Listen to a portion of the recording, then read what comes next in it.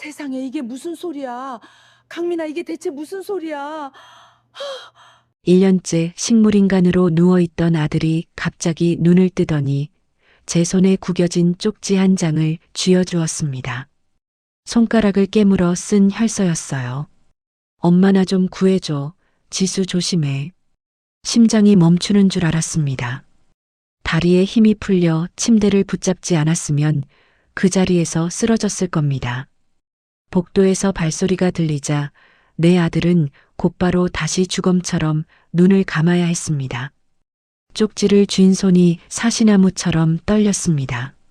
살아있으면서 죽은 척해야 하는 내 새끼. 대체 누구 때문에 이 아이가 1년을 이렇게 버텨야 했던 걸까요? 그 답은 차마 입에 담기 어려운 곳에 있었습니다. 사연 시작 전 구독과 좋아요를 눌러주시면 그곳에 좋은 일들만 가득하시기를 바라겠습니다. 사연 시작합니다.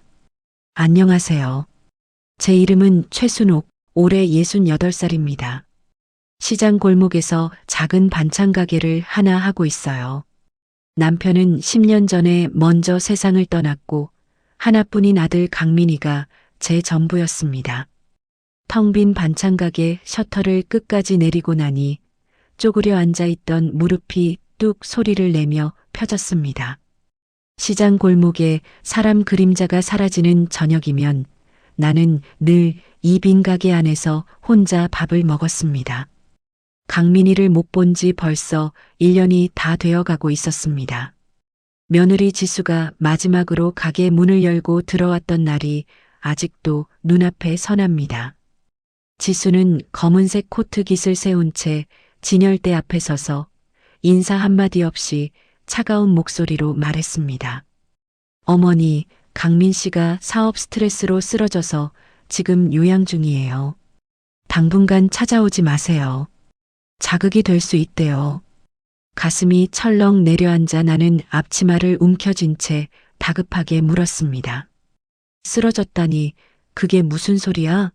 어디가 아픈 거야? 내가 당장 가봐야지. 의사 선생님이 외부 접촉을 삼가라고 하셨어요. 어머니가 오시면 오히려 해가 됩니다. 해가 되다니 내가 엄마인데 그게 말이 돼?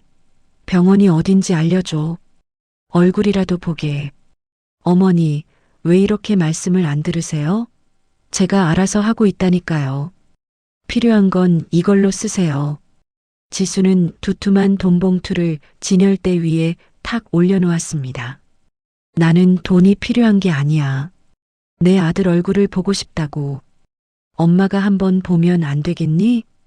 어머니가 오시면 강민 씨가 흥분해서 상태가 더 나빠질 수 있어요. 저도 어머니 생각해서 드리는 말씀이에요. 지수는 그 말을 마지막으로 뒤도 돌아보지 않고 가게 문을 나갔습니다. 나는 그 봉투를 멍하니 내려다보며 손끝이 시렸던 기억이 납니다. 돈으로 입을 막겠다는 뜻이 너무나 분명해서 차라리 뺨을 한 대 맞은 것보다 더 모멸스러웠습니다. 그 뒤로 전화를 걸어도 지수는 받지 않았고 강민이 번호는 아예 먹통이 되어 있었습니다. 병원 이름도 주소도 모르는 늙은 어미가 할 수 있는 일은 아무것도 없었습니다. 하루하루 반찬을 만들고 셔터를 내리고 빈 밥상 앞에 앉아 강민이 사진을 들여다보는 것이 내 일상의 전부였습니다. 그런데 어느 날이었습니다. 시장 한쪽 구석에서 건어물을 파는 명자 언니가 대파 한 단을 건네며 무심코 말을 꺼냈습니다. 순호가, 네 아들 이강민 맞지? 나 외곽에 있는 도은 요양병원이라는 데서 그 이름을 들은 것 같아. 거기 납품하는 사람이 중증 환자 중에 그 이름이 있다고 하더라고. 심장이 덜컥 내려앉았습니다. 다리에서 힘이 빠져 대파 단을 놓칠 뻔했어요. 중증 환자라니 그게 대체 무슨 뜻입니까? 언니, 그 병원이 어디에 있어? 주소 좀 알려줘. 제발. 시내에서 한참 나가야 돼. 상기슭 쪽에 있는데 좀 외진 데야. 근데 중증이라고 하니까 면회가 되는지 모르겠다. 면회고 뭐고 내 아들이 거기 누워 있다는데 가만히 앉아 있을 수가 있어? 그래, 네 맘이 얼마나 타겠니? 여기 주소 적어줄게. 근데 순우가 혼자 가도 괜찮겠어? 괜찮고 말고. 내 새끼 살아있는지 죽었는지도 모르고 1년을 보냈는데 오늘 당장이라도 뛰어가야지. 명자 언니가 종이에 주소를 적어주는 동안 내 손이 바들바들 떨렸습니다. 나는 그날 밤 한숨도 자지 못한 채 이불을 끌어안고 천장만 바라보았습니다. 새벽 4시에 눈이 시뻘겋게 충혈된 채 자리에서 일어나 주소가 적힌 종이를 주머니에 넣고 첫 차에 올라탔습니다. 버스는 시내를 벗어나 점점 인적이 드문 외곽으로 달렸습니다. 창밖으로 아파트 단지가 사라지고 공장지대를 지나 이윽고 산기슭을 따라 굽이치는 좁은 도로가 나타났습니다. 소나무 사이로 안개가 낮게 깔려 있었고 이정표마저 이끼가 끼어 글자를 읽기 어려웠습니다. 종점에서 내려 비포장길을 20분쯤 걸어 올라가자 철제 담장에 둘러싸인 칙칙한 건물 하나가 모습을 드러냈습니다. 도은 요양병원이라는 간판 글자가 한쪽이 떨어져 나간 채 흔들리고 있었습니다.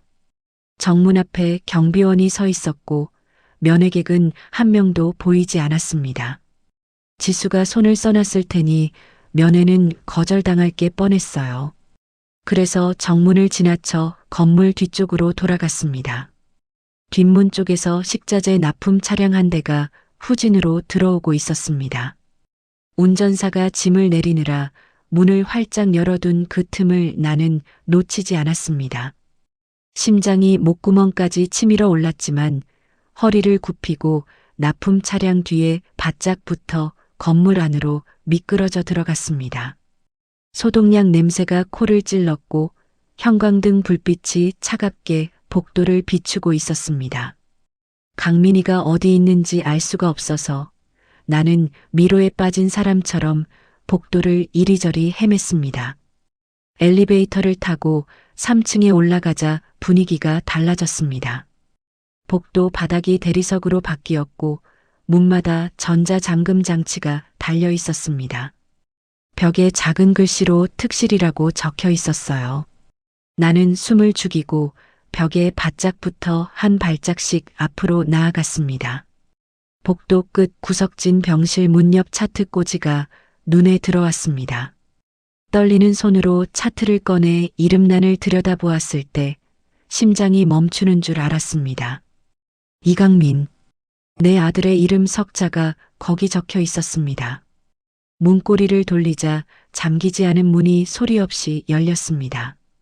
병실 안은 커튼이 쳐져 어두컴컴했고 기계의 일정한 전자음만이 방 안을 채우고 있었습니다. 커튼을 걷어 올렸을 때 나는 터져 나오려는 비명을 두 손으로 틀어막아야 했습니다. 침대 위에 누워있는 사람은 분명 내 아들이었지만 내가 알던 강민이가 아니었습니다. 뼈 위에 가죽만 남은 것처럼 팔다리가 앙상했고 광대뼈가 날카롭게 튀어나와 있었습니다. 코에는 산소줄이, 팔뚝에는 수액줄이 연결되어 있었습니다. 나는 침대 옆에 무릎을 꿇고 이불 밖으로 나와 있는 강민이의 손을 두 손으로 감쌌습니다. 그 손은 얼음장처럼 차갑고 뻣뻣했어요.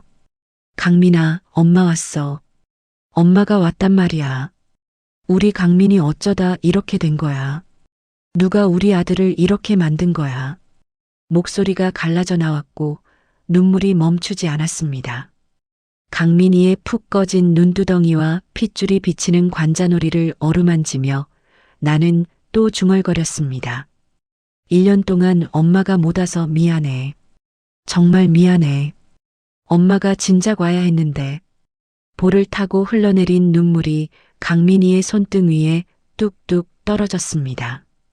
그런데 바로 그 순간이었습니다.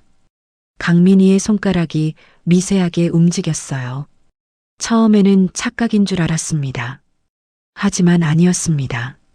강민이의 검지가 분명하게 천천히 내 손바닥을 긁었습니다. 살아있다고, 듣고 있다고 알려주듯이 온몸에 소름이 돋았습니다. 고개를 들어 강민희의 얼굴을 바라보니 강민희가 눈을 떴습니다. 천천히 하지만 또렷하게. 그 눈동자 안에는 공포와 간절함이 뒤섞여 있었어요. 식물인간이라고 들었던 내 아들이 나를 똑바로 보고 있었습니다. 강민희는 말을 하려는 듯 입술을 떨었지만 목에서는 바람 빠지는 소리만 새어나왔습니다. 산소줄이 연결된 팔을 떨면서 있는 힘을 다해 침대 시트 밑을 더듬었습니다. 구겨진 종이 한 장을 끄집어내 내 손에 꾹 쥐어주었습니다. 그 짧은 동작에 이마에 식은땀이 줄줄 흘렀습니다. 바로 그때 복도에서 딱딱딱 구두 소리가 들려왔습니다. 강민희의 눈동자가 공포로 흔들렸고 번개처럼 다시 눈을 감았습니다. 온몸에서 힘이 빠지며 완벽하게 식물인간의 모습으로 돌아갔습니다. 그 연기가 너무나 자연스러워서 등골이 서늘해졌습니다. 이 아이가 얼마나 처절하게 이 연기를 해온 것인지 가늠조차 할 수 없었습니다. 나는 반사적으로 커튼 뒤로 몸을 숨겼습니다. 숨을 참으니 심장 박동 소리가 귓속에서 쿵쿵 울렸습니다. 병실 문이 열리고 간호사 한 명이 들어왔습니다. 수액줄을 확인하고 강민희의 손목에 손가락을 대어 맥박을 재었습니다. 물건을 점검하듯 감정 없는 동작이었어요. 간호사가 나가고 문이 닫히는 소리를 듣고 나서야 나는 커튼 뒤에서 빠져나왔습니다. 강민희에게 다시 다가갈 여유가 없었습니다. 병실 문을 열어 복도를 살핀 뒤 재빨리 빠져나와 3층 끝 화장실로 뛰어들어갔습니다. 칸 안에서 변기 뚜껑을 닫고 그 위에 주저앉아 떨리는 손으로 쪽지를 펼쳤습니다. 종이는 습기에 절어 눅눅했고 글씨는 삐뚤빼뚤했습니다. 글자 색이 검붉었습니다. 손가락을 깨물어 쓴 혈서였습니다. 엄마 나 좀 구해줘 지수 조심해. 마침표도 없이 빽빽하게 이어진 8글자를 읽는 순간 눈앞이 하얘졌습니다. 이건 단순한 병이 아니었습니다. 며느리가 내 아들을 이 지옥 같은 곳에 가두고 서서히 죽이고 있었던 겁니다. 다리에 힘이 완전히 풀려 화장실 벽에 등을 기대고 미끄러져 내려앉았습니다. 두 손으로 입을 틀어막고 소리 없이 울었습니다. 울면서도 머릿속에서는 강민희의 눈빛이 떠나지 않았습니다. 나를 보며 구원을 요청하던 그 눈. 다시 눈을 감으며 죽은 척해야 했던 그 아이의 공포. 그것이 내 가슴팍을 갈기갈기 찢어놓았습니다. 하지만 울고만 있을 수는 없었습니다. 이를 악물었습니다. 쪽지를 가슴 안쪽 깊이 넣고 단추를 꼭 잠그며 나는 거울 속 내 얼굴을 똑바로 바라보았습니다. 눈은 퉁퉁 부어 있었지만 눈빛만은 살아 있었습니다. 순호가 울지 마. 울 시간이 없어. 강민희가 엄마를 기다리고 있잖아. 내 아들을 살려야 합니다. 이 늙은 몸이 부서지더라도 강민희를 저 침대에서 끌어내야 합니다. 며느리가 무슨 짓을 하고 있는지 낱낱이 밝혀내겠다고, 이 어미의 손으로 반드시 끝을 보겠다고 나는 거울 속 내 눈을 보며 이를 갈았습니다. 병원에서 돌아온 나는 방문을 잠그고 바닥에 주저앉았습니다. 가슴 안쪽에 넣어둔 쪽지를 꺼내 다시 펼쳤습니다. 삐뚤빼뚤한 혈서가 흐릿한 전등 불빛 아래서 더욱 검붉게 빛났어요. 지수 조심해. 이 세 글자가 머릿속에서 빙빙 돌았습니다. 며느리가 대체 왜 어떻게 강민희를 저렇게 만든 걸까? 나는 잠을 포기하고 부엌 식탁에 앉아 지난 기억들을 미친 듯이 하나하나 뒤지기 시작했습니다. 그러다 번쩍 떠오른 장면이 있었습니다. 강민희가 쓰러지기 일주일쯤 전이었어요. 그날 내가 갈치조림과 깍두기를 들고 강민희네 집에 갔을 때 현관문을 열자마자 코를 찌르는 냄새가 밀려왔습니다. 지수가 부엌에서 검붉은 즙을 짜고 있었습니다. 냄비에서 뭔가 걸쭉한 액체가 보글보글 끓고 있었고 부엌 전체에 역겹고 쓴 냄새가 가득했습니다. 아몬드를 태운 것 같기도 하고 한약재 중에 독한 것을 고아낸 것 같기도 한 특이한 냄새. 싱크대 위에는 이름 모를 검은 뿌리들과 말린 잎사귀가 흩어져 있었어요. 코를 찡그리며 물었던 기억이 납니다. 지수야, 이게 무슨 냄새야? 독한 게 나는데. 지리산에서 구한 특효약이에요. 강민 씨간에 좋대요. 요즘 너무 피로해 하셔서 제가 다리고 있어요. 지수는 태연하게 대답하며 즙을 컵에 따라 강민이에게 가져갔습니다. 강민이가 한 모금 마시더니 얼굴을 찡그리며 고개를 돌렸습니다. 이거 맛이 이상해. 너무 쓰다. 안 마시면 안 돼? 몸에 좋은 건 다 쓴 법이에요. 어서 다 마셔요. 지수가 강민이의 턱을 잡듯 컵을 입에 갖다 대며 억지로 먹이던 그 모습이 지금에야 전혀 다른 의미로 다가왔습니다. 건강을 챙기는 아내의 잔소리로만 보였던 것이 남편의 입에 독을 부어 넣는 악마의 손길로 뒤바뀌었습니다.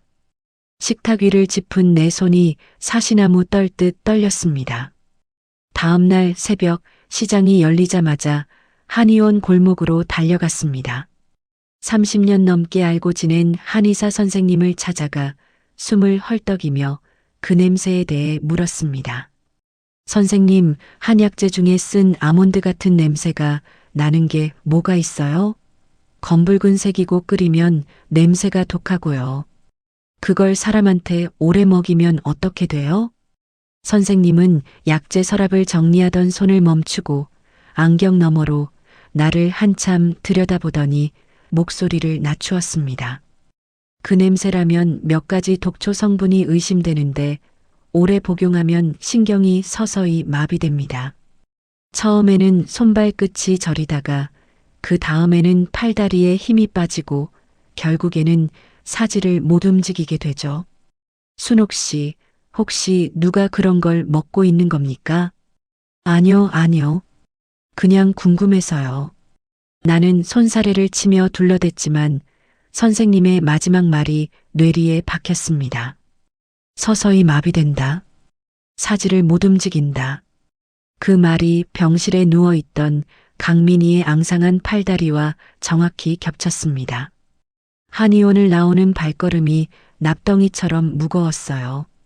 그날 오후 나는 지수의 고급 아파트를 예고 없이 찾아갔습니다. 지수의 본심을 떠보기 위해서였습니다. 초인종을 누르자 한참 만에 문이 열렸고 지수는 화장기 없는 얼굴에 실크 잠옷 차림이었습니다. 나를 보는 순간 눈빛이 차갑게 굳었지만 곧 걱정스러운 표정으로 바꾸어지었습니다. 그 전환이 1초도 채 걸리지 않았어요. 능숙한 거짓말쟁이의 얼굴이었습니다. 현관 안쪽에서는 향수 냄새가 은근히 풍겼는데 남자 향수였습니다. 어머니, 웬일이세요? 연락도 없이. 강민이가 걱정돼서 잠이 안 오더라고. 상태가 어떤지 좀 알려주면 안 되겠니? 아직 면회는 어렵고요. 병원 원장님이 특별히 신경 써주고 계세요. 걱정 마세요. 병원 원장이 특별히 신경 써준다. 그 말이 귀에 걸렸습니다. 사설 요양병원 원장이 환자 하나에게 특별히 신경을 쓸 이유가 뭐가 있겠습니까? 나는 속으로 이를 갈면서도 겉으로는 고개를 주걱거리며 멍청한 시어머니 노릇을 계속했습니다. 현관에서 슬쩍 안쪽을 살피니 신발장 위에 남자 구두 한 켤레가 가지런히 놓여 있는 게 보였습니다. 강민이 것이 아니었어요. 사이즈도 브랜드도 달랐습니다. 치가 떨렸지만 모른 척 돌아섰습니다. 며칠 뒤 나는 합법적인 보호자 자격으로 강민이를 큰 병원으로 옮기겠다며 지수에게 통보하고 함께 도운 요양병원을 다시 찾았습니다. 이번에는 정문으로 당당히 걸어 들어갔습니다.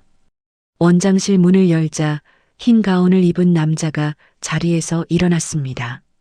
40살쯤 되어 보이는 키가 크고 이목구비가 반듯한 사내.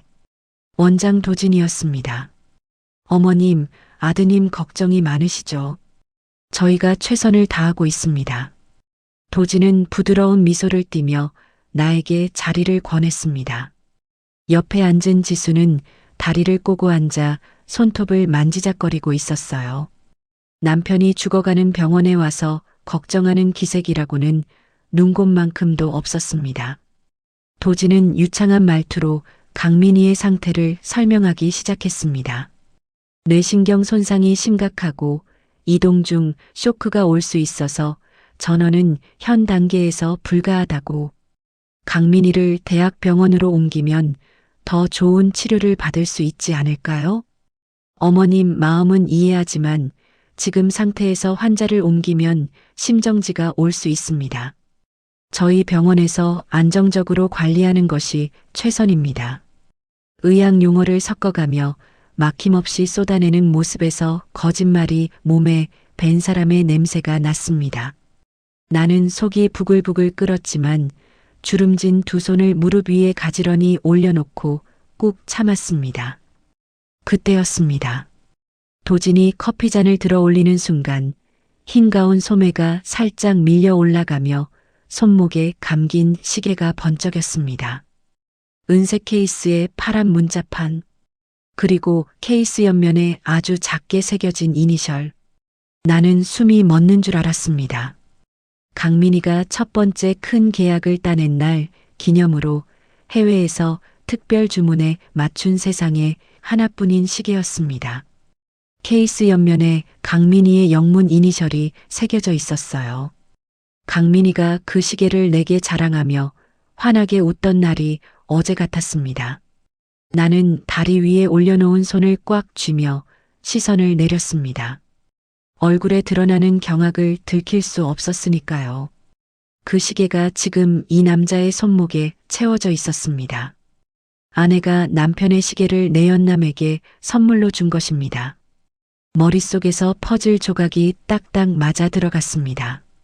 도진이 커피잔을 내려놓으며 지수를 힐끗 바라보았고 지수가 눈을 반쯤 내리깔며 미세하게 고개를 끄덕이는 것을 나는 놓치지 않았습니다. 그 찰나의 눈빛 교환에 모든 것이 담겨 있었어요. 부부 사이가 아니면 나올 수 없는 은밀한 교감. 이 둘은 불륜 관계였고 내 아들의 재산과 목숨을 동시에 노리는 공범이었습니다. 속으로 피눈물이 쏟아졌지만 나는 얼굴 근육 하나 움직이지 않았습니다. 온몸의 피가 거꾸로 치솟았지만 나는 혀끝을 깨물며 참았습니다. 지금 분노를 터뜨리면 모든 것이 수포로 돌아갑니다. 증거도 없이 소리를 지르면 이둘은 더 교묘하게 증거를 없애버릴 겁니다. 나는 허리를 굽혀 고개를 숙이며 일부러 목소리를 가늘게 깔았습니다. 원장님만 믿겠습니다. 이 늙은 것이 아는 게 없어서 다 맡기겠습니다. 도진의 입꼬리가 살짝 올라가는 것을 나는 고개를 숙인 채 보았습니다.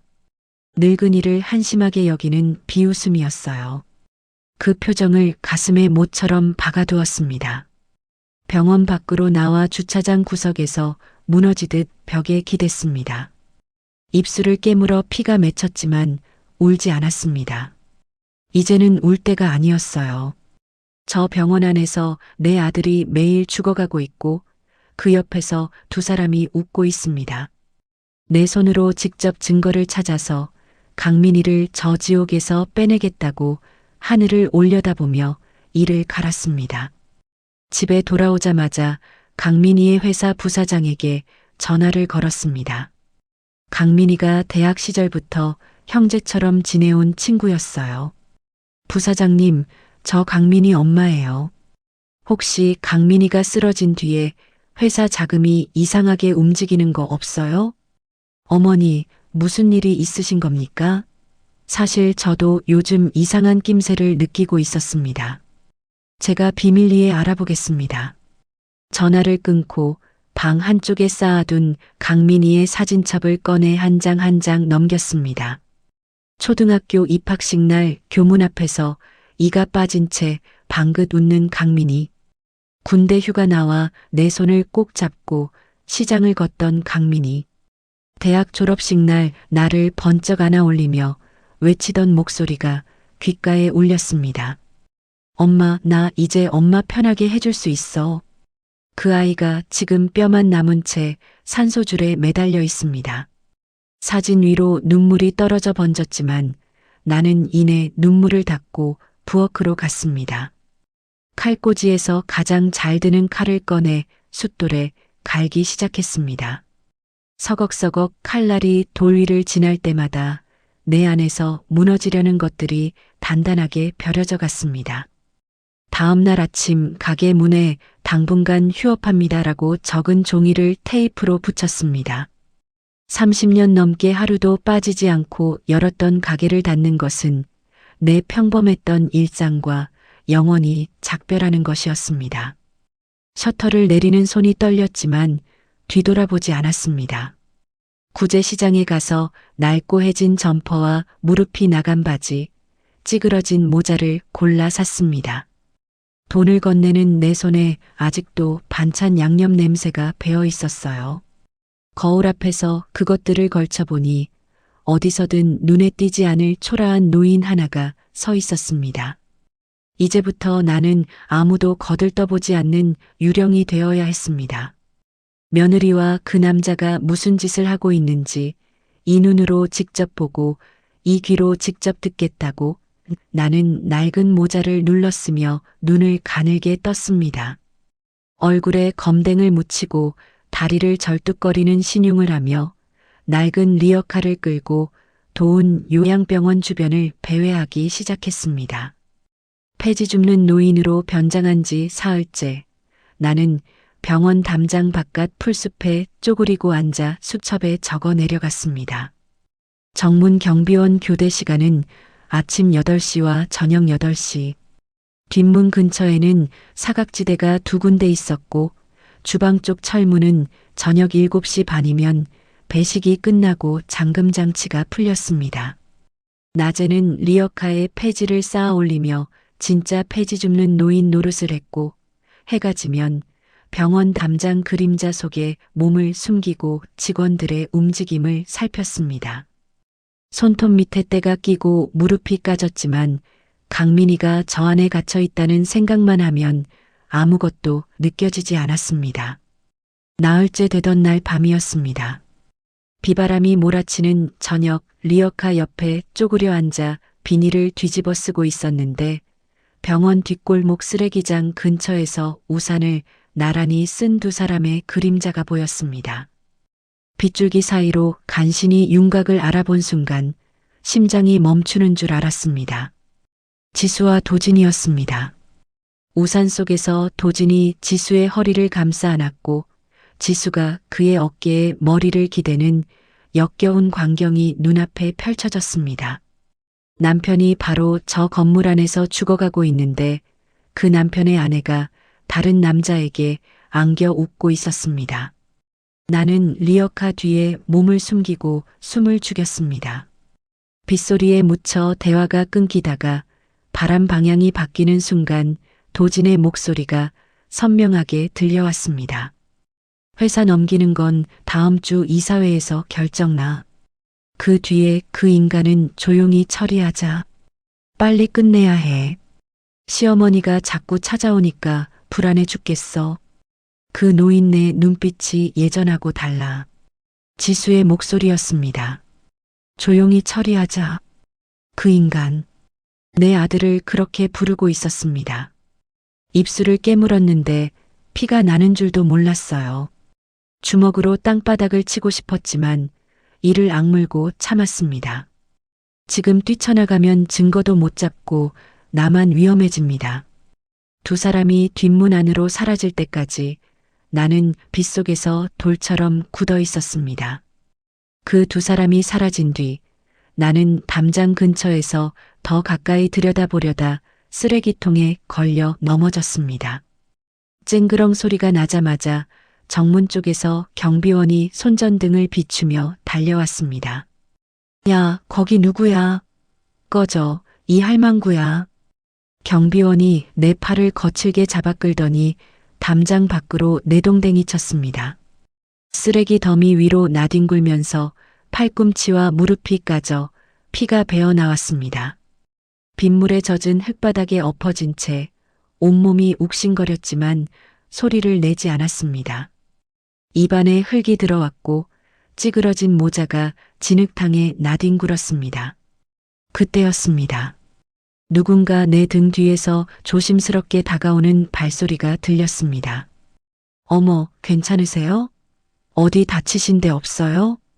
고개를 들어보니 병원 청소부 복장을 한 여자가 우산을 기울여 나를 가려주고 있었습니다. 65쯤 되어 보이는 고단한 세월이 얼굴에 고스란히 새겨진 얼굴이었어요. 일어나실 수 있어요? 제가 부축할게요. 이 사람이 미숙이었습니다.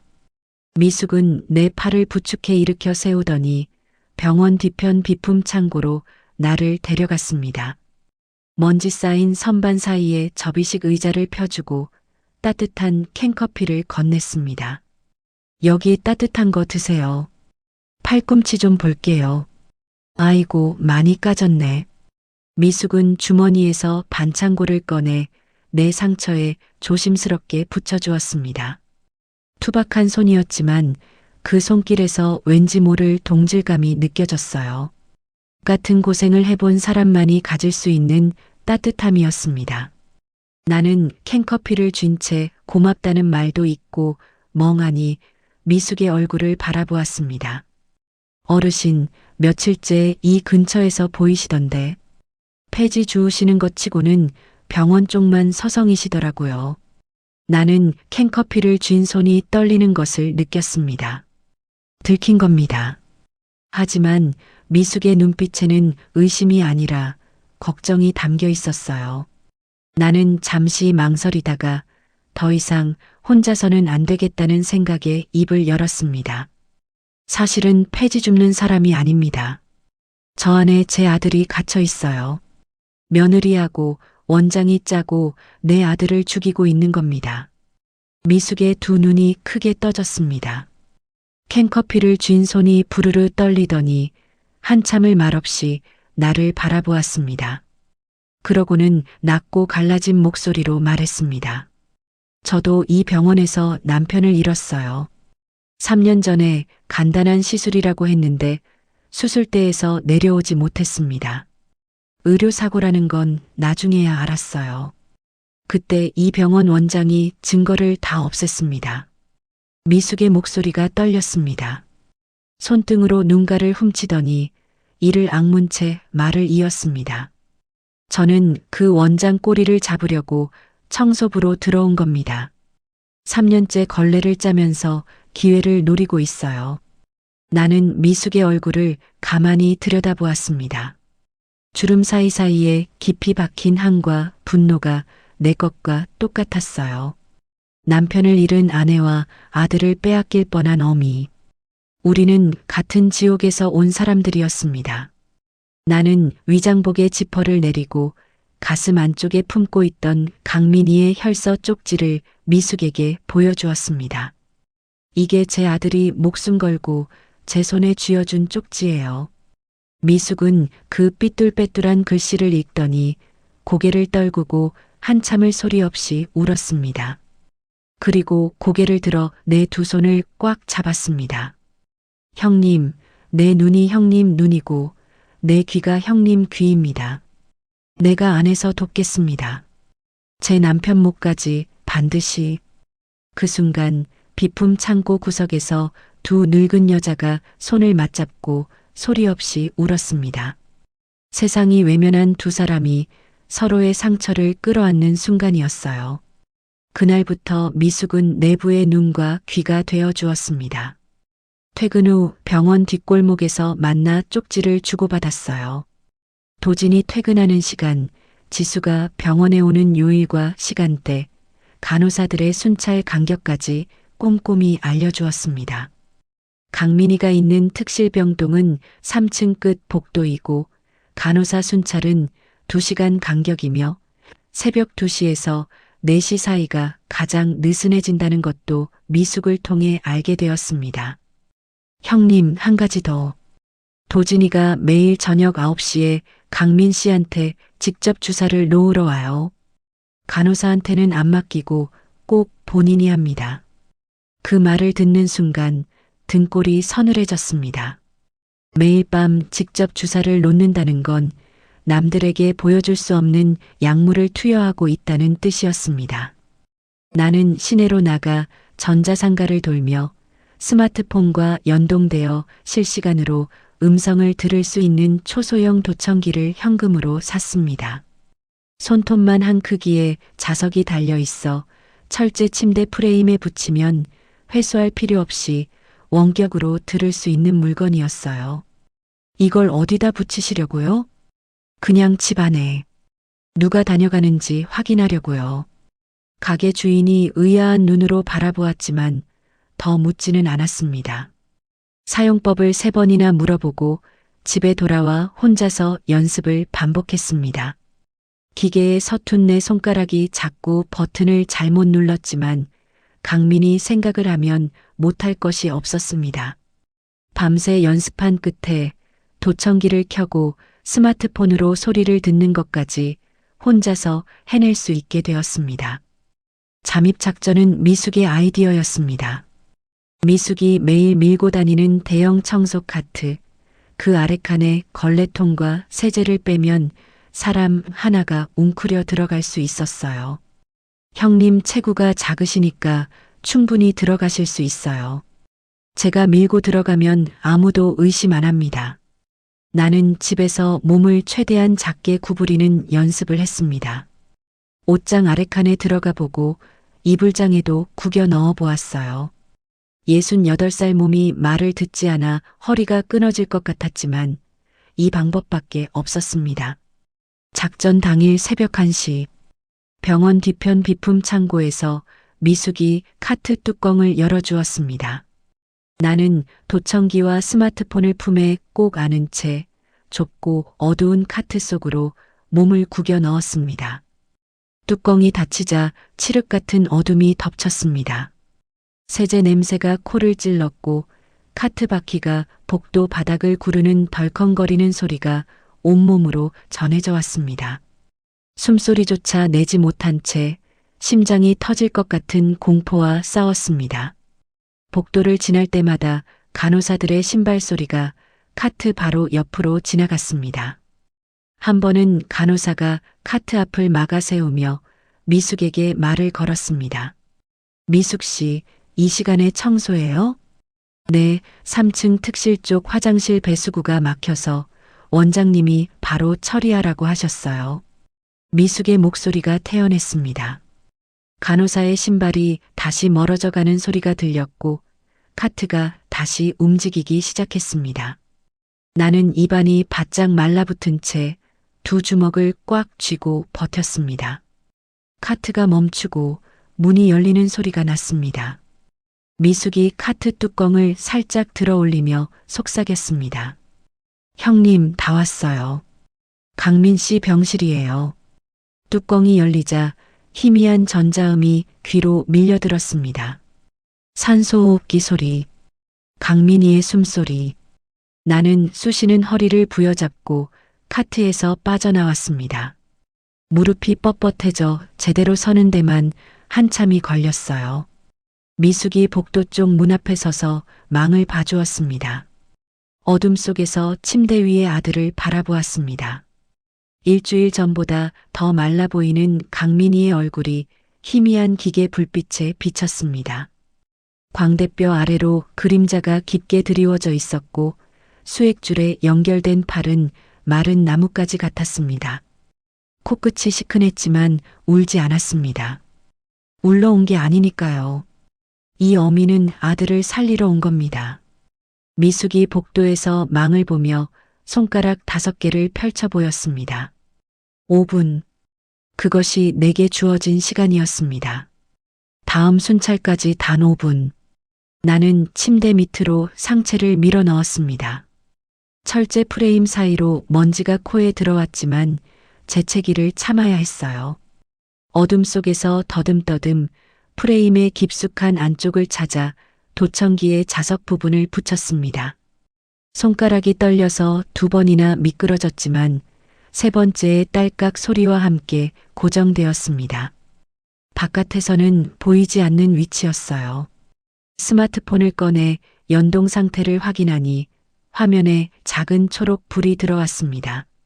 침대 위에서 나는 강민희의 숨소리가 스마트폰 스피커로 그대로 흘러나왔어요.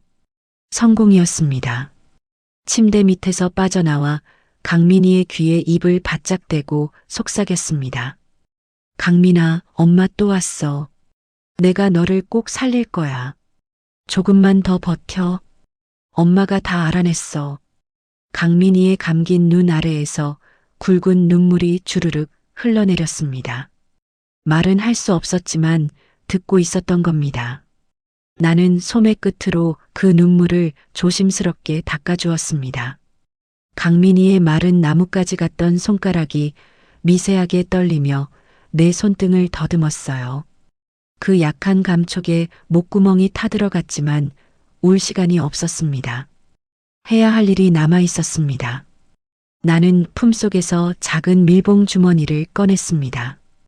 한의사 선생님에게 특별히 부탁해 조제한 해독 비방이었어요. 체내에 쌓인 화학 약물 성분을 소변으로 배출시키고 약물에 억눌려 잠든 뇌를 서서히 깨우는 강력한 각성 처방이라고 했습니다. 선생님이 환약을 건네며 당부한 말이 귓가에 맴돌았습니다. 한 번에 많이 먹이면 위험합니다. 잘게 부숴서 혀 밑에 넣어주세요. 침으로 천천히 녹여 삼키게 해야 합니다. 그리고 순옥 씨, 이건 마법의 약이 아니에요. 시간이 걸립니다. 나는 환약을 손톱으로 잘게 부수어 강민희의 입술을 벌리고 혀 밑에 조심스럽게 넣어주었습니다. 강민희의 입안이 바짝 말라 있어서 수액줄 옆에 놓인 물컵에 거즈를 적셔 입술을 축여주었어요. 강민희의 목이 꿀떡거리며 본능적으로 삼키려는 것이 느껴졌습니다. 그런데 갑자기 사례가 들렸습니다. 콜록콜록 기침 소리가 조용한 병실에 울려 퍼지자 온몸의 피가 얼어붙었습니다. 나는 황급히 강민희의 입을 손바닥으로 가리고 다른 손으로 등을 쓸어내렸습니다. 복도에서 또각또각 다가오는 발소리가 들렸습니다. 나는 반사적으로 침대 밑 공간으로 몸을 밀어 넣었습니다. 좁은 틈에 납작하게 엎드린 채 숨을 죽이자 심장 소리가 바닥을 치는 것처럼 크게 울렸어요. 들키면 끝입니다. 강민희도 나도 모두 끝입니다. 그때 미숙의 목소리가 복도에서 들려왔습니다. 아이고, 깜짝이야. 물통을 엎질렀네. 미안해요. 금방 닦을게요. 쨍그렁 금속 양동이가 바닥에 굴러가는 소리와 함께 물 쏟아지는 소리가 요란하게 났습니다. 미숙이 기지를 발휘해 일부러 물통을 엎지른 겁니다. 복도의 발소리가 미숙 쪽으로 방향을 바꾸었고 간호사가 투덜거리며 미숙에게 뭐라고 하는 소리가 멀어져 갔습니다. 침대 밑 먼지투성이 바닥에 엎드려 있는 동안 강민희의 깡마른 발등이 이불 밖으로 삐져나와 내 눈앞에 있었습니다. 발톱이 길게 자라 있었고 발등 위로 핏줄이 실처럼 드러나 있었어요. 내 눈물이 소리 없이 떨어져 그 발등을 적셨습니다. 아들의 차가운 발을 손으로 감싸주며 나는 속으로 또 한 번 맹세했습니다. 반드시 이놈들의 목을 잡겠다고. 이 어미 목숨이 다하는 날까지. 간호사가 완전히 물러간 뒤 미숙이 병실 문을 살짝 열며 속삭였습니다. 형님, 지금이에요. 빨리 나오세요. 나는 침대 밑에서 기어 나와 옷에 묻은 먼지를 털겨를도 없이 다시 카트 속으로 몸을 구겨 넣었습니다. 카트 뚜껑이 닫히고 미숙이 아무 일 없었다는 듯 카트를 밀고 복도를 빠져나가는 동안 나는 어둠 속에서 두 주먹을 꽉 쥐고 있었습니다. 집으로 돌아온 건 새벽 4시가 넘어서였습니다. 온몸에 먼지를 뒤집어 쓴 채 현관문을 잠그고 방 안에 불도 켜지 않은 채 이불 속으로 파고들었습니다. 스마트폰 도청 앱을 열고 이어폰을 꽂았습니다. 처음으로 원격 청취를 시도하는 순간 손이 떨렸어요. 처음에는 기계음과 산소호흡기의 규칙적인 소리만 들렸습니다. 쉬쉬 쉬쉬. 강민이가 살아있다는 증거인 그 소리에 잠시 안도의 한숨이 나왔습니다. 이 작은 기계 하나가 나와 강민이를 보이지 않는 줄로 연결해주고 있었습니다. 한참 뒤 병실 문이 열리는 소리가 났습니다. 구두굽이 바닥을 치는 소리, 그리고 지수의 목소리가 이어폰을 통해 또렷하게 흘러나왔습니다. 아직도 살아있네. 언제까지 산소만 축낼 거야? 빨리 죽어줘야 내가 새 출발을 하지. 지수가 강민이의 뺨을 툭툭 치는 둔탁한 소리가 들렸습니다. 내 아들의 뺨을 때리는 소리. 이불을 움켜쥔 손에 핏줄이 붉어졌습니다. 이어서 도진의 목소리가 겹쳤습니다. 오늘 투여량 늘렸어. 심장 박동이 점점 약해질 거야. 심장마비로 자연스럽게 위장될 거니까 걱정 마. 얼마나 걸려? 길어야 열흘. 그 안에 확실히 끝난다. 스마트폰을 쥔 손이 하얗게 질렸습니다. 열흘. 내 아들의 목숨이 열흘 안에 꺼진다는 소리였습니다. 이어폰 너머로 두 사람이 웃는 소리가 들렸고 나는 이불을 물어뜯으며 치밀어 오르는 사리를 간신히 눌렀습니다. 그날 오전 강민이의 회사 부사장에게서 긴급 전화가 왔습니다. 목소리가 급박했어요. 어머니, 큰일 났습니다. 윤지수 씨가 임시대표 자격으로 긴급 이사회를 소집했어요. 회사를 페이퍼 컴퍼니에 헐값으로 넘기려는 안건을 상정했습니다. 강민이가 15년 동안 피땀 흘려 키운 회사입니다. 그게 무슨 소리예요? 강민이 회사를 팔아넘기겠다고요? 네, 빠르면 이번 주 안에 결정됩니다. 제가 이사들을 설득해서 최대한 막아보겠지만 솔직히 시간이 없습니다. 전화를 끊고 멍하니 벽을 바라보았습니다. 지수는 강민이의 목숨만 노리는 게 아니었습니다.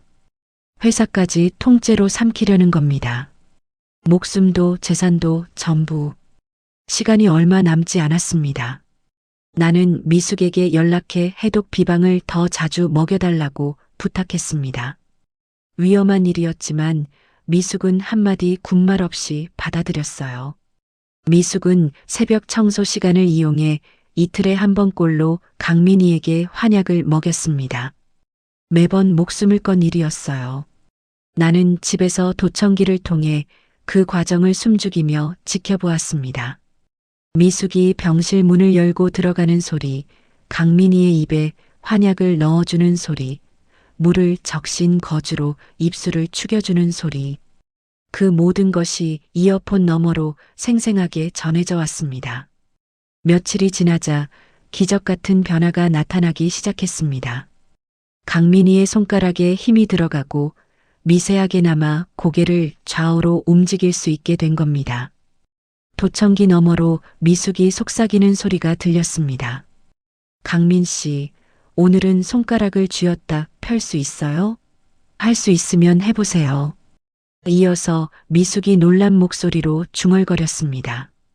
세상에 정말 쥐었어. 형님, 강민 씨가 살아나고 있어요. 나는 스마트폰을 가슴에 끌어안고 소리 없이 울었습니다. 내 아들이 돌아오고 있었어요. 어둠 속에서 한 줄기 빛이 비치는 것 같았습니다. 하지만 그날 밤 도청기를 통해 소름 끼치는 대화가 흘러나왔습니다. 밤 11시쯤 병실 문이 열리는 소리와 함께 지수의 구두 소리가 들렸습니다. 지수가 강민이의 손을 잡아보더니 뭔가 이상함을 감지한 듯 중얼거렸습니다. 뭐야, 이 손에 힘이 들어간 것 같은데. 전에는 이렇지 않았는데. 지수가 강민이의 손가락을 하나씩 꺾어보는 소리가 이어폰으로 들려왔습니다. 나는 이불을 움켜쥐며 온몸이 얼어붙었습니다. 강민이가 애써 되찾은 힘을 들키면 안 됩니다. 제발 더 이상 만지지 마. 잠시 침묵이 흐른 뒤 지수가 전화를 거는 소리가 들렸습니다. 도진에게 전화하는 것이었어요.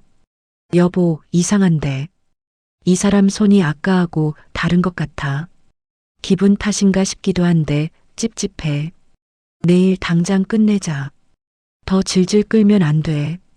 도진의 대답은 들리지 않았지만 지수가 고개를 끄덕이듯 알겠어라고 말하고 전화를 끊었습니다. 내일 당장 끝내자. 그 말에 온몸에 피가 얼어붙었습니다. 스마트폰을 쥔 손에 쥐가 날 지경이었어요. 해독 비방이 효과를 보이고 있다는 것은 희망이었지만 동시에 지수가 이상을 눈치채고 더 빨리 강민이를 죽이려 한다는 뜻이기도 했습니다. 최후의 결전이 내일로 다가온 겁니다. 나는 밤새 잠을 이루지 못한 채 그동안 모은 증거들을 서류 봉투에 정리했습니다. 도청기로 녹음된 음성 파일들, 한의사 선생님의 독초 성분 소견서, 강민이의 혈서 쪽지 사본, 부엌 식탁 위에 하나하나 펼쳐놓고 확인했습니다. 이것들을 경찰에 가져가면 수사가 시작될 것입니다. 내일 아침 첫 번째로 할 일은 경찰서에 가는 것이었습니다. 동이 트자마자 옷을 주섬주섬 챙겨 입고 서류 봉투를 가방에 넣었습니다. 운동화 끈을 단단히 묶고 현관문에 손을 올리려는 바로 그 순간이었습니다. 가게 쪽에서 쿵쿵쿵 거칠게 문을 두드리는 소리가 들려왔습니다. 평범한 손님의 노크가 아니었어요. 문짝이 떨어져 나갈 것처럼 사납고 급한 소리. 셔터 너머로 남자 목소리가 웅웅거렸습니다. 나는 서류 봉투를 가슴에 꼭 안은 채 심장이 쿵쿵 뛰는 것을 느끼며 가게 쪽으로 한 발짝 내딛었습니다. 셔터를 올리자마자 건장한 사내 2명이 다짜고짜 가게 안으로 밀고 들어왔습니다. 검은 점퍼에 마스크를 쓴 놈들이었어요. 한 놈이 내 어깨를 밀쳐 뒤로 나뒹굴게 하더니 다른 놈이 부엌 쪽으로 성큼성큼 걸어갔습니다. 서랍을 잡아뜯고 찬장 문을 활짝 열어젖히고 바닥에 쌓아둔 상자들을 발로 걷어차며 집안을 난장판으로 뒤집어 엎었습니다. 그릇이 깨지는 소리, 서류가 찢어지는 소리가 좁은 가게 안에 가득 찼습니다. 할망구가 어딜 쑤시고 다녀? 가만히 있으면 될걸. 한 놈이 내 턱을 거칠게 잡아 올리며 으르렁거렸습니다. 손가락에서 담배 냄새가 진하게 났어요. 나는 치가 떨렸지만 그놈의 눈을 똑바로 노려보았습니다. 누가 보낸 거야? 지수가 보냈지? 시끄러워. 입 다물어. 놈이 내 뺨을 한 대 후려쳤습니다. 눈앞에 불꽃이 튀었고 입안에서 피맛이 났어요. 다른 놈이 식탁 위에 펼쳐놓았던 서류 봉투를 발견하고 낚아챘습니다. 도청 녹음 파일이 담긴 메모리 카드, 한의사 소견서, 강민이의 혈서 쪽지 사본. 밤새 정리한 증거 자료들이 한순간에 놈들의 손에 넘어갔습니다. 나는 봉투를 빼앗기지 않으려 매달렸지만 놈이 내 손목을 비틀어 떼어냈습니다.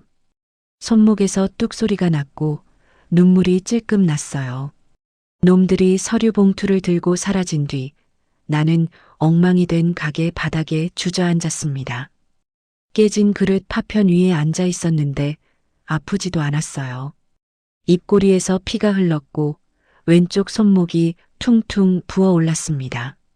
하지만 증거를 빼앗겼다는 사실이 육체적인 고통보다 100배는 더 아팠습니다.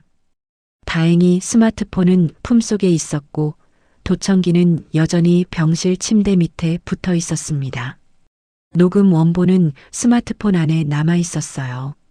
전부 잃은 건 아니었습니다. 나는 떨리는 손으로 얼굴의 피를 닦아내며 일어섰습니다. 곧바로 미숙에게 전화를 걸었습니다. 하지만 신호음 없이 바로 꺼져 있다는 안내 멘트가 흘러나왔습니다. 한 번, 두 번, 세 번. 계속 같은 결과였어요. 불길한 예감이 등줄기를 타고 올라왔습니다. 미숙에게 무슨 일이 생긴 겁니다. 그 시각 병원에서는 내가 모르는 일이 벌어지고 있었습니다. 나중에 미숙에게 전해 들은 이야기입니다. 미숙이 그날 아침 원장실을 청소하다가 파쇄기 안에서 잘게 찢긴 종이 조각들을 발견했습니다. 파쇄기 칼날에 종이가 걸려 완전히 갈리지 않은 반쪽짜리 조각들이었어요. 미숙이 조각 몇 개를 집어들고 이리저리 맞춰보니 거기에는 강민희의 이름과 날짜별 약물 투여량이 적혀 있었습니다. 도진이 공식 차트와는 별도로 기록해온 진짜 약물 투여 기록이었습니다. 투여한 약물의 이름과 용량, 날짜가 빼곡하게 적혀 있었어요. 미숙은 직감적으로 그 조각들을 속옷 안에 숨겼습니다. 하지만 그 직후 도진이 쓰레기통에서 내가 강민희에게 먹이다 흘린 해독 환약 껍질을 발견하고 말았습니다. 누군가 외부에서 약을 반입하고 있다는 사실을 알아차린 도진은 병원 내부 조력자를 색출하기 시작했습니다. 제일 먼저 의심한 사람이 미숙이었어요. 특실병동을 드나드는 청소 인력은 미숙뿐이었으니까요. 도진은 미숙을 원장실로 불러들여 다그쳤습니다. 정미숙 씨, 3층 특실에 누가 드나들었는지 알고 있지? 당신이 뭔가 하고 있는 거 아니야? 저는 청소만 했습니다. 무슨 말씀이신지 모르겠어요. 미숙이 끝까지 모른다고 버티자 도진은 경비원 2명을 시켜 미숙을 병원 지하 보일러실 옆 창고에 가둬버렸습니다. 미숙의 휴대전화는 압수되었습니다. 나는 미숙에게 연락이 되지 않는 상황에서 증거라도 확보해야 한다는 절박함에 경찰서로 달려갔습니다. 부어오른 손목을 부여잡고 형사 1명 앞에 앉아 숨을 헐떡이며 모든 사정을 털어놓았습니다. 며느리가 아들을 독살하려 한다고, 요양병원 원장이 공범이라고, 오늘 밤 아들이 죽을 수 있다고. 하지만 형사는 볼펜을 내려놓으며 한숨을 쉬었습니다. 어머니 말씀은 알겠는데요. 구체적인 물증이 있으셔야 합니다. 가족 간의 갈등으로는 저희가 함부로 개입하기 어렵습니다. 물증이요? 제 아들이 뼈만 남아서 죽어가고 있다니까요. 오늘 밤에 산소호흡기를 떼겠다고 한단 말이에요. 형사는 난처한 표정을 지으며 고개를 저었습니다. 어머니, 감정이 격해지신 건 이해합니다만 병원 환자의 치료 내용은 의료 영역이에요. 정식으로 진정서를 내시면 검토는 해보겠지만 영장 없이 사설병원을 들이닥칠 수는 없습니다. 시간이 좀 걸릴 겁니다. 경찰서 계단을 내려오는 다리가 후들거렸습니다. 시간이 걸린다니 강민희에게 시간이 없는데 오늘 밤 지수가 끝내겠다고 했는데 계단 난간을 잡고 겨우 균형을 유지했습니다. 그때 스마트폰이 울렸습니다. 화면에 뜬 이름은 지수였습니다. 전화를 받자마자 조롱 섞인 목소리가 쏟아져 나왔습니다. 어머니, 많이 편찮으신가 봐요. 헛것도 보시고 경찰서까지 가셔서 소란을 피우시고 제가 좋은 병원 하나 알아봐 드릴까요? 경찰서에 다녀온 것까지 이미 알고 있었습니다. 등골이 서늘해졌어요. 이년아, 내가 지금 뭘 하고 있는지 내가 다 알고 있어. 어머니, 이러시니까 제가 걱정되는 거예요. 혹시 모르셔서 말씀드리는데 도은 요양병원에서 어머니 치매 진단서가 이미 발급되어 있어요. 강민 씨 법적 후견인은 저니까 어머니를 보호 조치할 권한도 저한테 있는 거 아시죠? 전화기를 든 손이 사시나무 떨듯 떨렸습니다. 치매 진단서. 내가 그 병원에 발도 디딘 적 없는데 도진이 가짜 진단서를 발급해 놓은 겁니다. 나를 정신병자로 몰아가려는 것이었어요. 아무리 진실을 말해도 치매 노인의 헛소리로 치부할 수 있게 만들어 놓은 겁니다. 사면 초가였습니다. 증거는 빼앗겼고 미숙은 연락이 안 되고 경찰은 움직이지 않고 며느리는 나를 미친 사람 취급하고 있었습니다. 하지만 포기할 수 없었어요. 강민이가 오늘 밤 죽을 수도 있는데 이대로 주저앉을 수는 없었습니다. 마지막 남은 비상금 통장을 들고 강민이의 회사 부사장에게 도움을 청하기로 했습니다. 전화로 급히 만남을 잡았고 부사장은 걱정되는 목소리로 시내의 한 커피숍 앞에서 만나자고 했습니다. 어머니, 지금 바로 나오세요. 제가 돕겠습니다. 그 말을 듣고 한 줄기 희망이 생겼습니다. 강민이의 가장 오랜 친구가 아직 내 편이라는 안도감에 부어오른 손목의 통증도 잊었어요. 나는 비상금 통장과 스마트폰만 챙겨 집을 뛰쳐나갔습니다. 약속 장소에 도착했을 때 커피숍 앞이 아니라 골목 안쪽에 흰색 승합차 한 대가 서 있었습니다. 부사장의 차가 아니었어요. 주변을 두리번거리는데 차 문이 열리더니 아침에 가게를 습격했던 그 사내들이 내려왔습니다. 그리고 그 뒤에서 흰 가운을 입은 남자 2명이 따라 나왔습니다. 승합차 옆면에 사설 구급 서비스라는 글씨가 적혀 있었습니다. 부사장의 모습은 어디에도 없었습니다. 그 순간 모든 것이 이해되었습니다. 부사장이 나를 팔아넘긴 겁니다. 강민이가 대학 시절부터 형제처럼 지내온 친구, 결혼식 때 주례까지 서준 사람, 그 사람이 지수에게서 회사 지분을 넘겨받는 조건으로 매수되어 내 동선을 고스란히 알려준 것이었습니다. 믿었던 사람한테 등에 칼을 맞은 기분이었어요. 세상에 믿을 사람이 아무도 없다는 절망감에 다리에서 힘이 빠졌습니다. 자, 할머니, 순순히 가시죠. 보호자분이 입원 수속 다 해놓으셨습니다. 흰 가운을 입은 남자가 나직하게 말하며 다가왔습니다. 나는 뒤로 물러서며 있는 힘껏 소리를 질렀습니다. 살려주세요. 이 사람들이 나를 납치하려고 해요. 경찰 불러주세요. 지나가던 행인 몇 명이 고개를 돌렸지만 흰 가운 남자가 그들을 향해 능숙하게 설명했습니다. 치매 환자분이세요. 보호자분이 입원 요청하셨습니다. 가족 문제니 걱정 마세요. 행인들이 안쓰러운 표정으로 고개를 돌리고 지나갔습니다. 아무도 도와주지 않았어요. 세상이 이렇게 잔인할 수가 있었습니다. 나는 사내의 팔뚝을 물어뜯고 발버둥 쳤지만 2명이 달려들어 내 팔을 꺾어 잡았습니다. 온 힘을 다해 몸부림쳤지만 68살 노인의 힘으로는 어림없었습니다.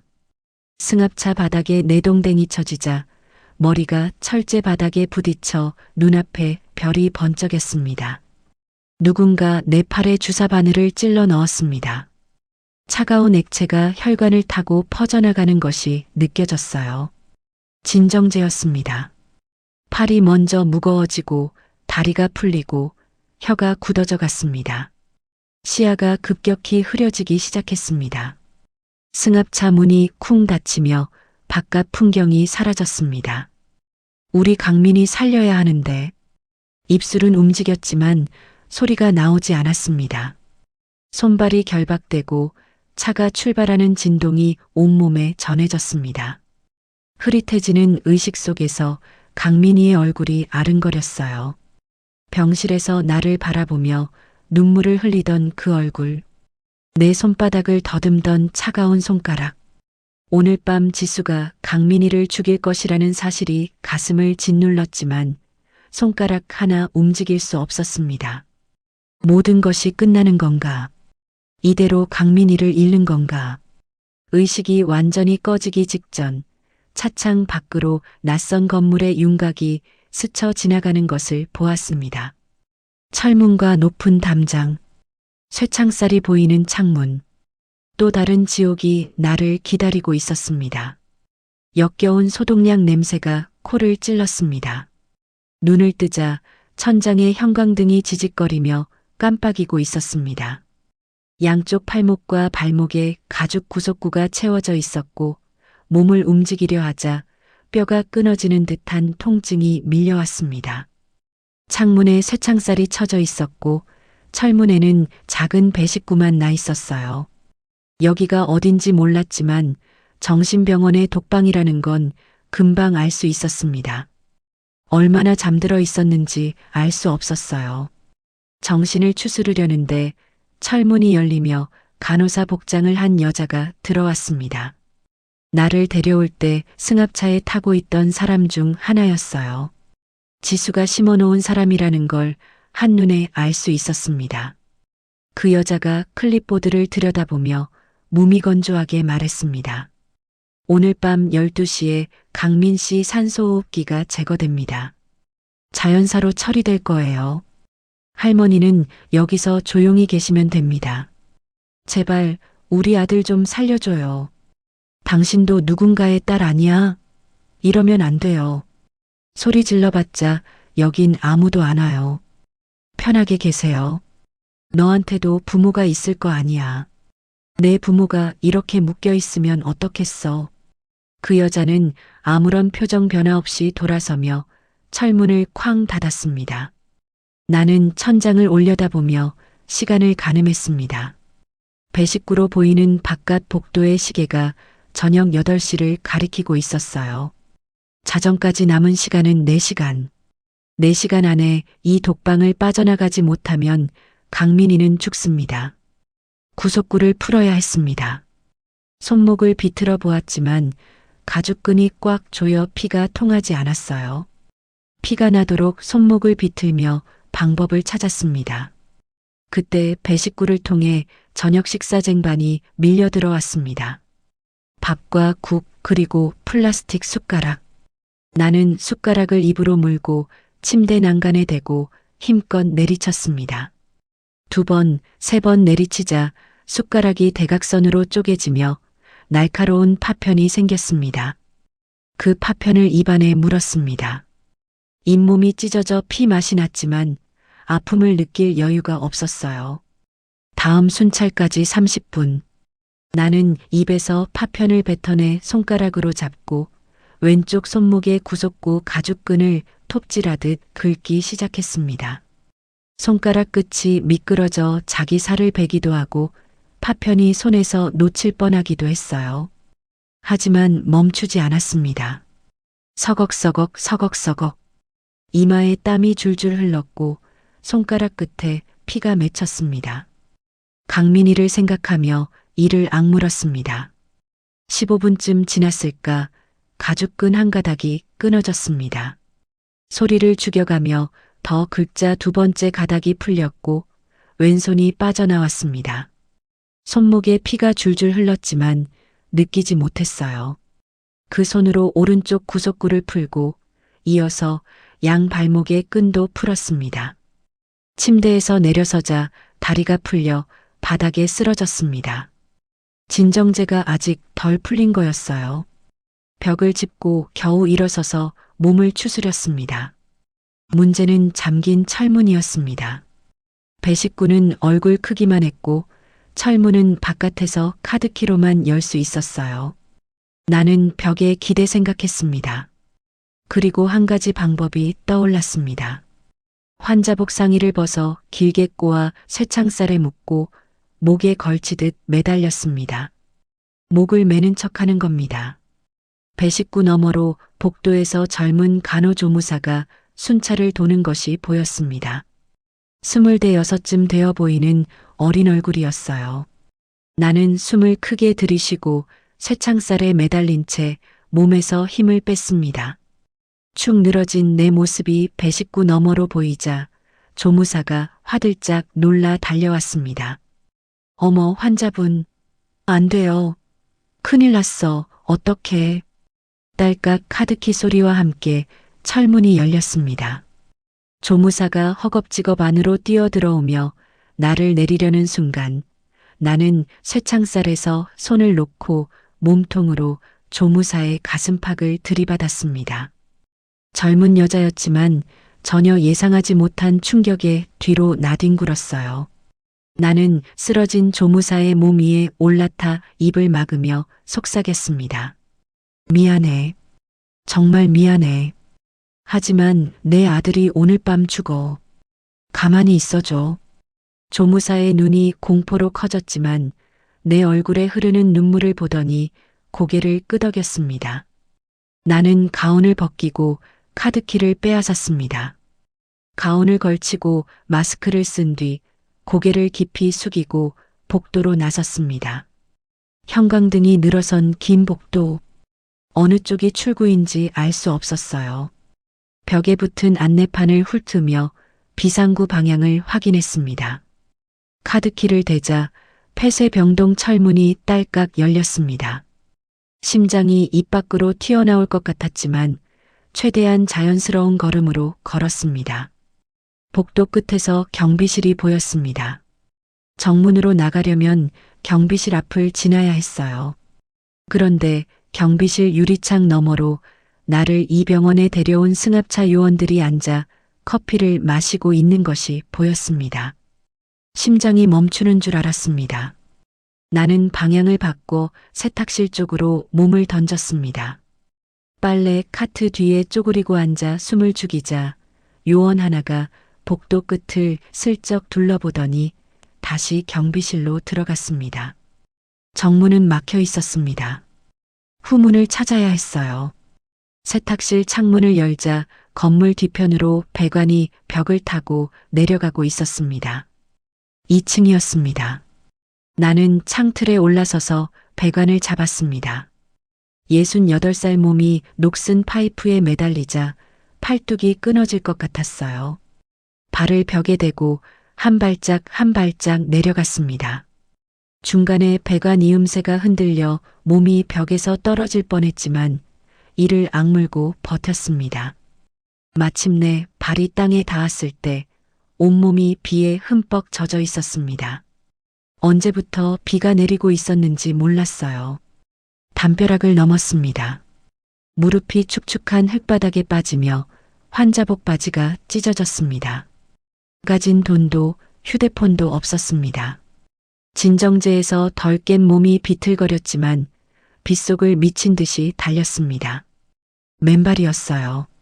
자갈이 깔린 길에서 발바닥이 까져 피가 났지만 느끼지 못했습니다. 머릿속에는 오직 하나. 자정 전에 도운 요양병원에 가야 합니다. 차도 옆을 따라 얼마나 달렸는지 도로변에 정차 중인 화물 트럭이 보였습니다. 운전사가 편의점에 들어간 틈을 타 짐칸 덮개를 들치고 기어 올라갔습니다.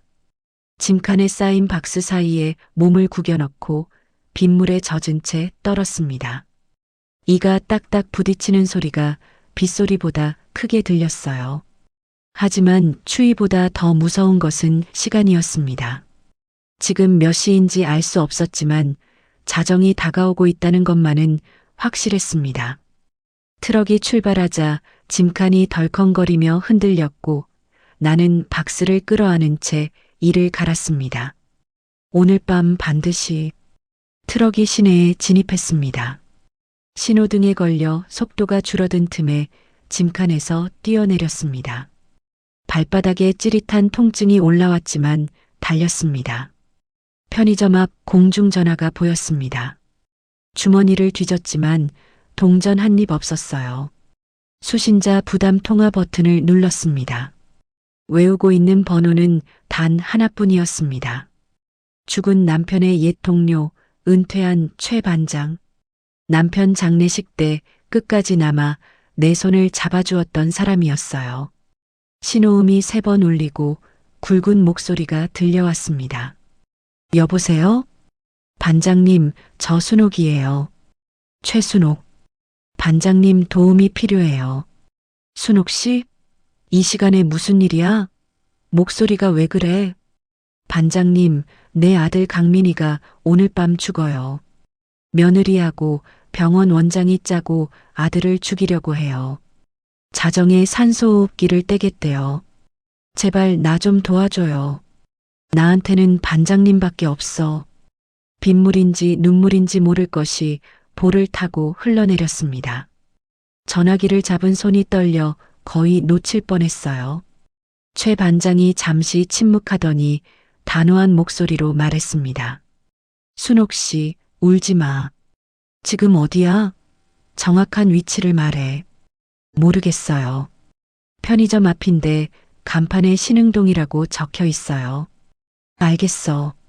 움직이지 마. 내가 바로 갈게. 절대 움직이지 마. 전화를 끊고 공중전화 부스에 기대 앉았습니다. 비에 젖은 간호사 가운과 찢어진 환자복 바지, 맨발에 피가 묻어 있었고 손목에는 구속구 자국이 시뻘겋게 남아 있었습니다. 지나가는 사람들이 미친 사람을 보듯 나를 피해갔지만 상관없었습니다. 유일하게 중요한 것은 강민희의 목숨이었습니다. 15분쯤 지났을까? 빗속에서 헤드라이트가 다가오더니 낡은 승용차 한 대가 공중전화 앞에 급정거했습니다. 차 문이 열리고 최 반장이 뛰어나왔습니다. 백발이 성성한 70대 노인이었지만 눈빛만은 현직 시절 그대로 날카로웠어요. 내 꼴을 보고 표정이 굳어졌습니다. 세상에, 순옥 씨, 이게 무슨 꼴이야? 대체 누가 이런 짓을 한 거야? 나는 최 반장의 팔을 잡고 숨 가쁘게 말했습니다. 도은 요양병원, 아들, 며느리, 원장, 독살, 오늘 밤 자정, 산소호흡기, 횡설수설이었지만 최 반장은 한마디도 놓치지 않고 들었습니다. 경찰서에도 갔었는데 증거가 없다고 안 움직여요. 반장님, 현직 후배분들한테 연락할 수 있죠? 오늘 밤 안에 병원을 덮어야 해요. 안 그러면 강민희가 죽어요. 내 후배들 중에 아직 강력 쪽에 있는 놈들이 있어. 내가 연락해 볼게. 최 반장이 내 어깨에 자기 재킷을 벗어 덮어주며 말했습니다. 차에 타. 가면서 자세히 이야기해. 순옥 씨, 포기하면 안 돼. 아직 시간이 있어. 나는 최 반장의 차 조수석에 올라타며 꺼져가던 희망의 불씨가 다시 살아나는 것을 느꼈습니다. 최 반장이 시동을 걸며 말했습니다. 순옥 씨, 우리가 늦지 않았어. 차가 빗속을 가르며 출발했습니다. 대시보드 시계가 밤 10시 반을 가리키고 있었습니다. 자정까지 1시간 반. 나는 젖은 손으로 두 주먹을 꽉 쥐었습니다. 최 반장의 차가 파출소 앞에 멈췄습니다. 빗속에서 후배 형사 2명이 이미 대기하고 있었어요. 최 반장이 오는 길에 전화로 급히 불러낸 현직 강력반 형사들이었습니다. 파출소 유리문을 밀고 안으로 들어서자 형광등 아래 내 꼴이 적나라하게 드러났습니다. 찢어진 환자복에 누군가의 간호사 가운을 걸치고 맨발에 피가 묻어 있었고 양 손목에는 구속구에 쓸린 시뻘건 자국이 선명했어요. 형사 2명이 내 모습을 보고 눈을 크게 떴습니다. 최 반장이 나를 접이식 의자에 앉히며 종이컵에 따뜻한 물을 따라 건넸습니다. 나는 물 한 모금을 간신히 삼키고 처음부터 끝까지 모든 사건을 쏟아냈습니다.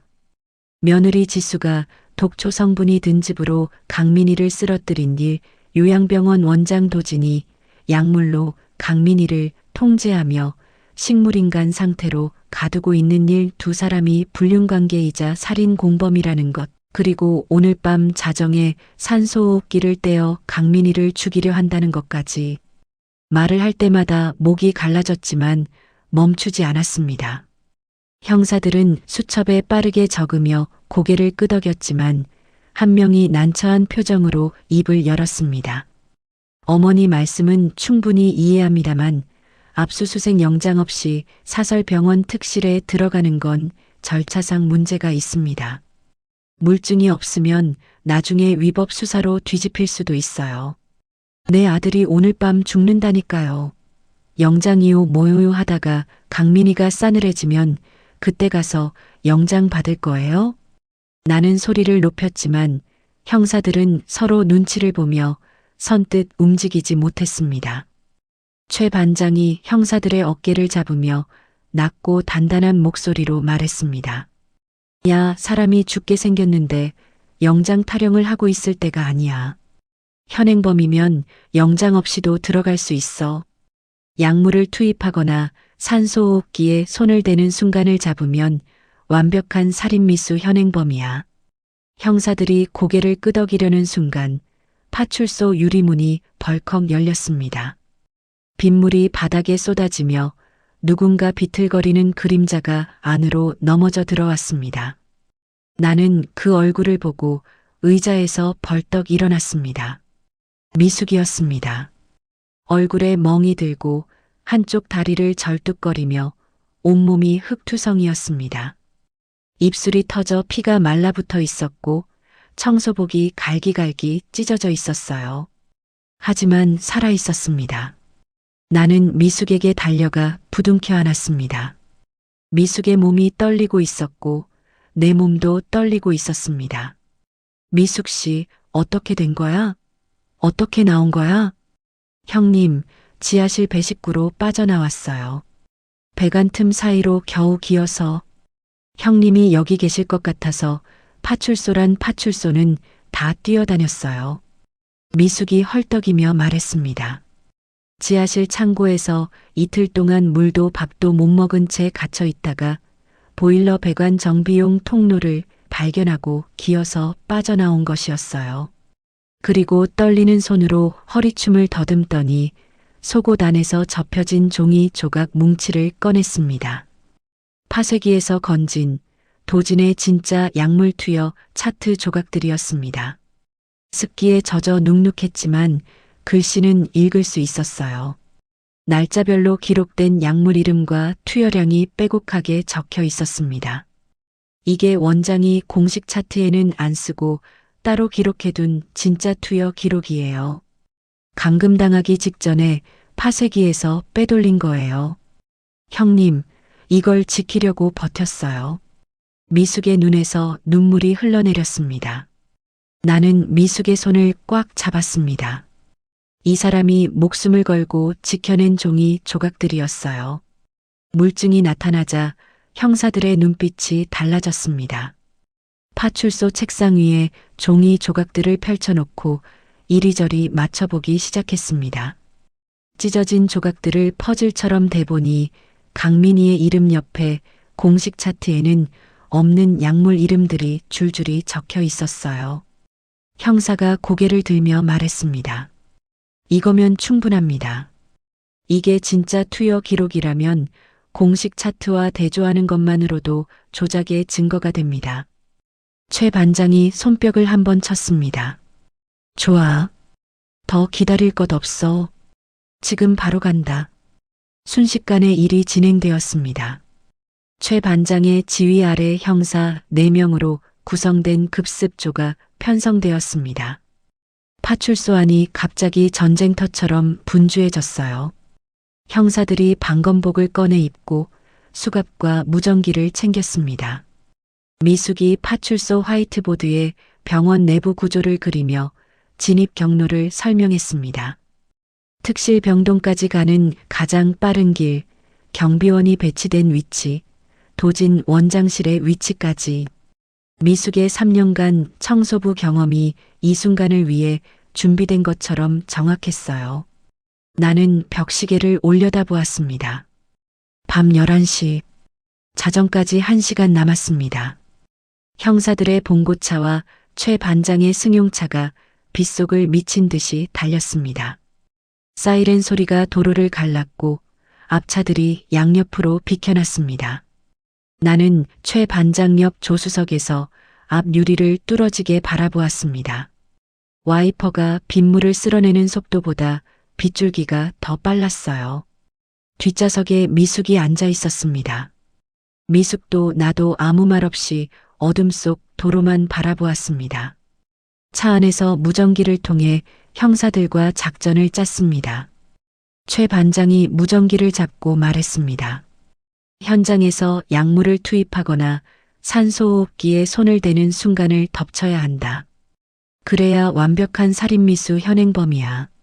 너무 빨리 들어가면 증거가 안 되고 너무 늦으면 환자가 위험하다. 타이밍이 핵심이야. 한 형사가 무전기 너머로 물었습니다. 어머니는 진입 때 어떻게 하시죠? 위험하시니까 밖에서 기다리시는 게. 나는 최 반장의 무전기를 빼앗듯 잡고 말했습니다. 나는 뒤에 서지 않습니다. 내 새끼 털끝 하나 건드리면 내가 그년 목을 물어뜯을 겁니다. 최 반장이 씩 웃으며 무전기를 도로 잡았습니다. 내버려둬. 어미 앞에는 장사 없어. 병원 근처 400m 지점에서 사이렌을 껐습니다. 헤드라이트도 끄고 비 오는 어둠 속을 느린 속도로 접근했습니다. 미숙이 알려준 뒷문 비밀 통로, 주방 쪽 철문. 저녁 배식이 끝나면 잠금 장치가 풀린다는 그 문이었어요. 형사들이 그림자처럼 한 줄로 서서 철문을 열고 병동 내부로 진입했습니다. 나는 형사들 바로 뒤에 붙어 걸었습니다. 맨발이었지만 차가운 대리석 바닥의 감촉조차 느끼지 못했습니다. 온 신경이 3층 끝 복도에 쏠려 있었습니다. 야간 경비원 2명이 복도 끝에서 순찰을 돌고 있었습니다. 도진이 매수한 경비원들이었어요. 형사 2명이 운동화 바닥을 바닥에 밀착시키며 무서움으로 다가갔습니다. 경비원이 뒤를 돌아보는 순간 한 형사가 번개처럼 팔을 꺾어 바닥에 눕히고 다른 형사가 입을 막으며 수갑을 채웠습니다. 두 번째 경비원이 무전기를 꺼내려 했지만 그보다 형사의 손이 더 빨랐습니다. 7초 만에 2명 모두 제압되었어요. 소리 하나 나지 않았습니다. 나는 그 모습을 보며 이 사람들이 내 편이라는 사실에 가슴 한구석이 뜨거워졌습니다. 계단을 올라 3층에 도착했습니다. 대리석 복도가 어둠 속에 길게 뻗어 있었고 비상등의 희미한 초록빛만이 바닥에 흩뿌려져 있었습니다. 우리는 숨소리도 내지 않고 한 줄로 서서 복도를 이동했습니다. 내 뒤에서 최 반장이 내 등을 가볍게 두드려 주었어요. 괜찮다는 뜻인지 함께 있다는 뜻인지 그 손길 하나에 눈물이 날 뻔했습니다. 3층 특실 복도에 도착했습니다. 불이 꺼진 긴 복도 끝 강민이의 병실 문틈으로 가느다란 불빛이 새어나오고 있었습니다. 나는 숨을 멈추고 벽에 바짝 붙어 한 발짝씩 앞으로 다가갔습니다. 뒤에서 형사들이 소리 없이 따라왔고 최 반장이 내 옆에 나란히 섰습니다. 미숙이 복도 모퉁이에서 떨리는 손으로 가슴을 쥐고 지켜보고 있었어요. 문에 난 작은 유리창으로 안을 들여다보았습니다. 스탠드 조명 하나만 켜진 어두운 병실. 지수가 침대 옆에 팔짱을 끼고 서 있었고 도진이 흰 가운 소매를 걷어 올린 채 주사기에 투명한 액체를 채우고 있었습니다. 도진의 손목에 강민이의 시계가 형광등 불빛에 번쩍였어요. 그놈은 훔친 시계를 아직도 차고 있었습니다. 강민이의 수액줄 근처에 주사기를 가져다 대려는 순간이었어요. 내 손이 문고리 위에서 부르르 떨렸습니다. 그 장면을 보는 순간 눈앞이 시뻘겋게 물들었습니다. 그런데 바로 그때 침대 위에서 믿을 수 없는 일이 벌어졌습니다. 식물인간 연기를 하던 강민이가 두 눈을 번쩍 떴습니다. 해독 비방의 효과가 이 순간 빛을 발한 겁니다. 며칠 전까지 손가락 하나 겨우 움직이던 강민이가 마지막 발악처럼 온몸에 남은 힘을 짜내며 뼈만 남은 팔을 들어 올렸습니다. 그리고 주사기를 들고 있던 도진의 손목을 움켜쥐었습니다. 살기 위한 아들의 몸부림이었어요. 도진이 깜짝 놀라 뒤로 물러서며 주사기를 떨어뜨렸습니다. 이게 뭐야? 이 사람이 어떻게? 도진이 비명에 가까운 소리를 질렀습니다. 지수가 표독스러운 얼굴로 강민이에게 달려들어 목을 두 손으로 감싸 쥐었습니다. 이게 뭐야? 깨어 있었어? 이제 진짜 죽어. 지수의 악에 바친 비명이 복도까지 울려 퍼졌습니다. 나는 문 앞에서 온몸이 불덩이처럼 달아올랐습니다. 최 반장이 내 어깨를 잡으며 낮고 단단하게 외쳤습니다. 지금이다. 나는 형사보다 먼저 문에 달려들었습니다. 온몸에 무게를 실어 병실 문을 걷어찼습니다. 문이 벽에 부딪혀 쩡 소리를 내며 열렸고 지옥의 문이 활짝 열렸습니다. 내 새끼한테서 손 떼, 이 악마 같은 년아. 목이 찢어지는 사자후였습니다. 내 뒤로 형사 4명이 쏟아져 들어왔고 병실 안은 순식간에 아수라장이 되었습니다. 지수의 2 손이 강민희의 목을 쥐고 있는 것을 본 순간 내 몸이 생각보다 먼저 움직였어요. 맨발로 바닥을 차며 지수에게 달려들어 그년의 머리채를 움켜쥐고 강민희에게서 떼어냈습니다. 지수가 나뒹굴며 비명을 질렀지만 들리지 않았습니다. 강민희의 목에 지수의 손가락 자국이 시뻘겋게 5줄로 찍혀 있는 것만 보였어요. 내 아들의 목에, 내가 낳은 아들의 목에. 도진이 바닥에 떨어진 주사기를 황급히 집어들고 뒤로 숨기려 했습니다. 하지만 형사가 한 발 앞서 도진의 손목을 비틀어 꺾었습니다. 뚝 소리와 함께 주사기가 바닥에 굴러갔고 형사가 도진의 얼굴을 대리석 바닥에 눌러 수갑을 채웠습니다.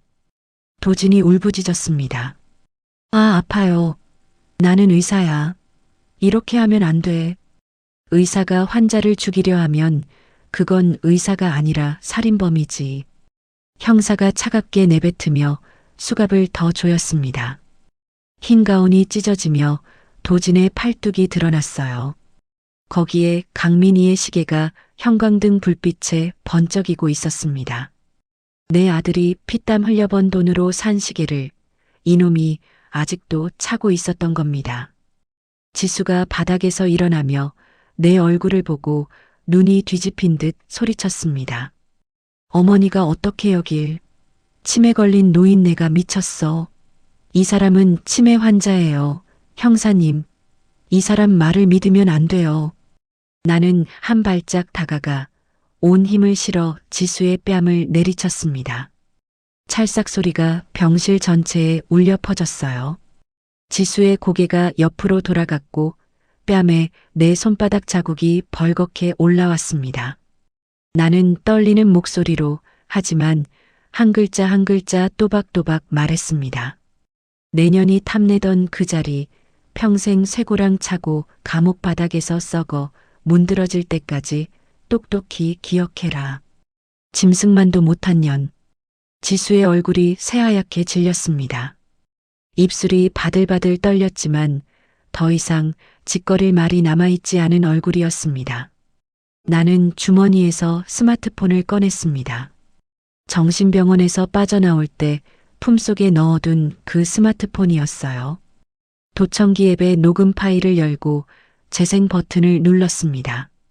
형사들이 일제히 귀를 기울였고 병실 안에 스피커 소리가 울려 퍼졌습니다. 도진의 목소리가 먼저 흘러나왔습니다. 오늘 투여량 늘렸어. 심장 박동이 점점 약해질 거야. 심장마비로 자연스럽게 위장될 거니까 걱정 마. 이어서 지수의 목소리. 빨리 끝내야 해. 시어머니가 자꾸 찾아오니까 불안해 죽겠어. 그리고 지수가 강민희의 뺨을 치며 비웃던 목소리. 빨리 죽어줘야 내가 새 출발을 하지. 마지막으로 지수가 도진에게 전화하며 말했던 그 한마디. 내일 당장 끝내자. 더 질질 끌면 안 돼. 녹음이 재생되는 동안 병실 안은 묘지처럼 조용했습니다.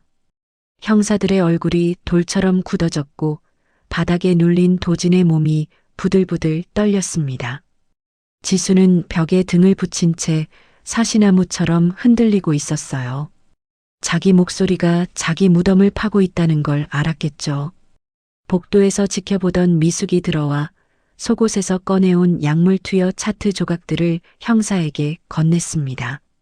형사가 차트 조각을 펼쳐 공식 의료 기록과 대조하자 도진이 은밀하게 투여해온 약물의 종류와 용량이 완벽하게 드러났습니다. 녹음된 음성과 차트가 서로를 증명하며 빠져나갈 구멍이 하나도 남지 않았습니다. 도진이 바닥에서 고개를 들며 울먹였습니다. 다 지수 씨가 시킨 겁니다.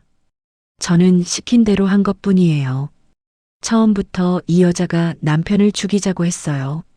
지수가 눈을 부릅뜨며 소리쳤습니다. 뭐라고? 내가 먼저 돈 얘기를 꺼냈잖아. 회사를 넘기면 반반씩 나누자고 한 게 누구야? 이 비겁한 놈아. 거짓말. 증거도 없이 지어내지 마. 증거? 내 폰에 내가 보낸 카톡이 다 있어. 사기꾼. 서로의 탓을 하며 진흙탕 싸움을 시작한 두 사람의 추악한 밑바닥이 만천하에 드러났습니다. 형사가 두 사람을 일으켜 세우며 권리를 고지하는 동안에도 지수와 도진은 서로를 향해 욕설을 퍼부었습니다. 불과 몇 시간 전까지 손을 잡고 사람을 죽이려 했던 놈들이 자기 목숨 앞에서는 이렇게 쉽게 갈라지는 겁니다. 나는 그 광경을 경멸 어린 시선으로 내려다보았습니다. 형사들이 지수와 도진을 끌어냈습니다. 지수가 복도를 지나며 나를 돌아보았어요. 그 눈에는 더 이상 교활함도 오만함도 없었습니다. 공포뿐이었어요. 나는 그 눈을 똑바로 바라보며 입을 열지 않았습니다. 더 이상 해줄 말이 없었으니까요. 복도 끝에서 미숙이 수갑찬 지수를 지켜보고 있었습니다. 미숙의 눈에도 눈물이 글썽이고 있었어요. 남편의 원수에게 수갑이 채워지는 순간이었으니까요. 모두가 떠난 뒤 병실에는 나와 강민이만 남았습니다. 기계의 전자음만 규칙적으로 울리는 고요한 공간. 바닥에 주사기가 굴러다니고 도진의 찢어진 가운 조각이 흩어져 있었습니다. 나는 그것들을 발로 밀어내고 침대 옆에 무릎을 꿇었습니다. 헐떡이는 강민이를 조심스럽게 끌어안았습니다. 뼈밖에 남지 않은 아들의 몸이 깃털처럼 가벼웠어요. 42kg이 안 되어 보이는 그 가벼움이 가슴을 쥐어뜯었습니다. 강민아, 끝났다. 엄마가 다 끝냈어. 이제 다 괜찮아. 참고 참았던 울음이 터져 나왔습니다. 소리를 내어 울었습니다. 가게 셔터를 내리고 혼자 밥을 먹던 날들, 폐지를 줍는 척 비를 맞으며 병원 주변을 맴돌던 날들, 청소 카트 안에 몸을 구겨 넣던 새벽 정신병원 구석구 속에서 손목이 피나도록 발버둥 치던 밤, 트럭 짐칸에서 뒷물에 젖으며 달리던 그 시간, 그 모든 것이 눈물과 함께 쏟아져 나왔습니다. 강민이가 뼈만 남은 팔을 떨면서 천천히 들어올려 내 등을 감싸 안았습니다. 1년 만에 느끼는 아들의 품이었어요. 강민이의 갈라진 목소리가 귓가에 닿았습니다. 엄마, 고마워. 미안해. 엄마한테 이런 고생 시켜서 정말 미안해. 미안하긴. 넌 내 새끼인데. 엄마가 당연히 해야 할 일을 한 거야. 다시는 엄마 걱정시키지 마. 나는 강민이의 이마에 입술을 대며 속삭였습니다. 강민이의 이마는 여전히 차가웠지만 맥박은 예전보다 훨씬 강하게 뛰고 있었습니다. 사건 발생 한 달 뒤, 지수와 도진이 살인미수, 특수감금, 업무상 횡령 등의 혐의로 중형을 선고받았다는 뉴스가 거실 텔레비전에서 흘러나왔습니다. 법정에서 지수가 고개를 떨구고 있는 모습이 화면에 잠깐 비쳤어요. 그 옆에서 도진이 수갑을 찬 채 눈도 못 들고 있었습니다. 재판부는 계획적이고 잔인한 범행이라며 최대 형량에 가까운 판결을 내렸다고 했어요. 가짜 치매 진단서를 발급한 건도 추가 혐의로 포함되었습니다. 나는 리모컨을 내려놓고 창밖을 바라보았습니다. 하늘이 깨끗하게 맑았습니다. 강민이는 도은 요양병원에서 정식대학병원으로 옮겨져 집중재활 치료를 받았습니다. 해독 비방의 효과와 꾸준한 재활로 강민희의 근력은 기적처럼 빠르게 돌아왔어요. 처음에는 손가락을 쥐는 것이 전부였지만 열흘이 지나자 숟가락을 잡을 수 있게 되었고 보름이 지나자 휠체어에 앉아 혼자 창밖을 볼 수 있게 되었습니다. 나는 매일 반찬을 싸들고 병원에 갔습니다. 30년 동안 반찬을 만들어 온 이 손이 이제야 진짜 쓸 곳을 찾은 것 같았어요. 강민희의 회사는 매각이 무산되며 안정을 되찾았습니다. 부사장은 배임 혐의로 구속되었고 나를 도운 미숙이 회사의 정규직 관리인으로 채용되어 첫 출근을 했습니다. 새 정장을 입고 활짝 웃는 미숙의 얼굴을 보며 나는 비품 창고에서 처음 만난 날 밤을 떠올렸어요. 그때 미숙이 건넸던 따뜻한 캔커피의 온기가 아직도 손바닥에 남아있는 것 같았습니다. 2달째 되던 날 햇살이 쏟아지는 병원 산책로에서 있었던 일을 저는 평생 잊지 못할 겁니다. 휠체어에 앉아있던 강민희가 내 손을 잡았습니다. 재활치료사가 옆에서 지켜보는 가운데 강민희가 두 팔로 휠체어의 팔걸이를 짚으며 힘겹게 아주 천천히 두 발로 일어섰습니다. 무릎이 떨리고 팔뚝에 핏줄이 붉어졌지만 강민희는 이를 악물고 버텼어요. 비틀거리는 강민희의 팔을 잡았더니 강민희가 내 손을 꼭 잡고 한 발짝을 내딛었습니다. 그리고 2발짝, 3발짝. 나는 그 3발짝을 보며 아무 말도 하지 못한 채 눈물만 흘렸습니다. 1년 가까이 침대에 묶여있던 내 아들이 지금 제 2발로 서 있었습니다. 그날 오후 병원 뒤편 벤치에 3사람이 나란히 앉았습니다. 나와 강민희 그리고 미숙. 내가 새벽에 일어나 정성스레 싼 반찬 도시락을 펼쳐놓자 강민희와 미숙이 맛있다며 연신 젓가락을 놀렸습니다. 강민희가 내 계란말이를 한 점 집어먹으며 말했습니다. 엄마, 이 맛이야. 이 맛이 그리웠어. 봄바람이 불어와 벚꽃잎이 도시락 위에 떨어졌어요. 미숙이 그 꽃잎을 집어 올리며 웃었고 강민희도 웃었습니다. 나도 웃었어요. 웃으면서 울었습니다. 이번에는 슬퍼서가 아니라 기뻐서 흘리는 눈물이었습니다. 지옥 같던 시간은 끝났습니다. 내 아들의 눈빛이 나를 부르는 한 늙은 어미는 언제든 다시 전사가 될 것입니다. 하지만 오늘은 그냥 이 햇살과 이 웃음이 좋습니다. 이것만으로 충분합니다. 여러분, 오늘 사연 들으면서 무슨 생각하셨나요?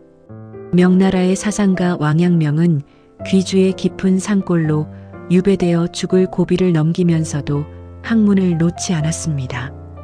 그가 그 절체절명의 시간 속에서 깨달은 한마디가 전습록에 이렇게 남아 있습니다. 진심으로 아는 사람은 반드시 행하게 되고 행하지 않는 것은 아직 참으로 아는 것이 아니라고. 오늘 이야기 속 순옥도 그랬습니다. 아들이 위험하다는 것을 안 순간 이 68살 할머니는 주저하지 않았습니다. 나이도 힘도 돈도 없었지만 아는 것을 온몸으로 행했기에 아들을 살릴 수 있었습니다. 살다 보면 우리에게도 도저히 넘을 수 없을 것 같은 벽이 찾아옵니다. 하지만 왕양명의 말처럼 진심으로 안다면 몸은 저절로 움직이게 되어 있습니다. 사랑하는 사람을 지키겠다는 그 한마디 마음이 세상에서 가장 강한 무기가 될 수 있다는 것을 순옥이 온몸으로 증명해 주었습니다. 오늘도 끝까지 시청해 주셔서 감사드립니다. 사연이 마음에 닿았다면 더 좋은 사연으로 찾아뵐 수 있도록 구독과 좋아요를 부탁드릴게요. 그리고 사연의 주인공을 위한 따뜻한 말씀도 댓글로 부탁드립니다. 여러분의 오늘을 응원합니다. 꿈꾸는 사연이었습니다.